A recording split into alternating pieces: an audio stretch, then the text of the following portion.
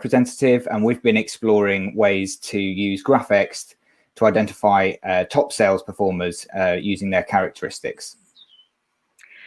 Yeah, thanks, Andy. So we came up with the idea of doing this project after reading the Sales Acceleration Formula book by Mark Roberge.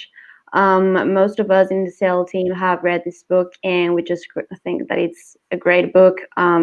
It gives us fantastic ideas on how to track our performance, how to track employees' performance in any type of team, and how to be helpful in the hiring process and so on. And it was also written by a MIT engineer, or Mark Roberge, as I said before.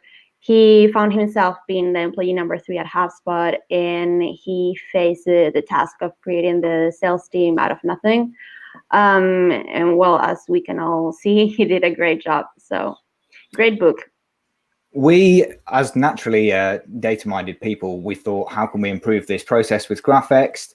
So we started by creating a fictional data set of 100 employees, and the sales team listed the employee's name and 10 attributes alongside, each with a rating for how that employee performs for each of those attributes.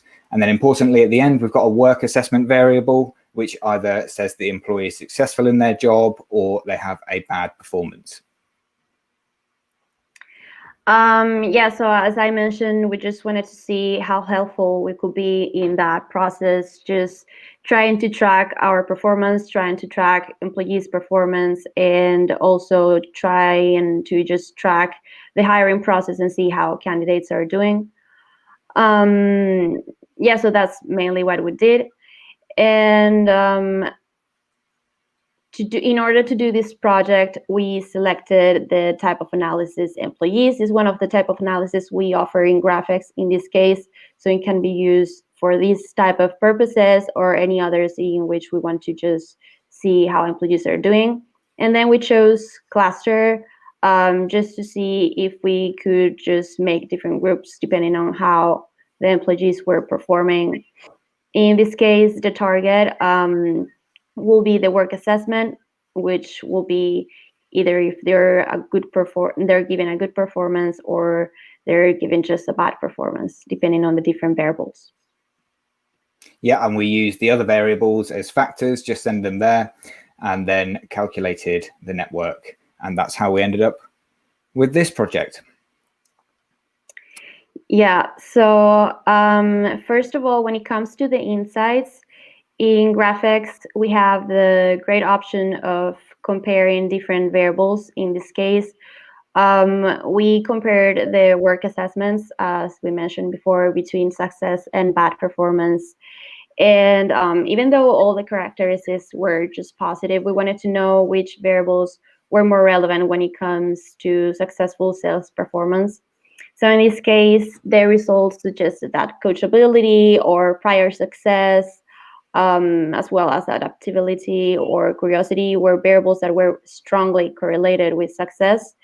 And it's very interesting to find out that things like work ethic or intelligence or passion were not important factors for this specific group of employees in this fictional company. Definitely. And also we were able to find clusters of employees. So if I click on the graph, then we have all of our clusters here listed on the side. And this cluster in particular is very interesting because it contains the employees which look to have the worst performance of any of all the clusters. So you can see the bad performance goes up to 70% here. So obviously, after we've filtered to look at this cluster in particular, we can start to look at some of the other variables that are correlated with this cluster. And we can see adaptability and coachability are exceeding their average amount for values within this cluster.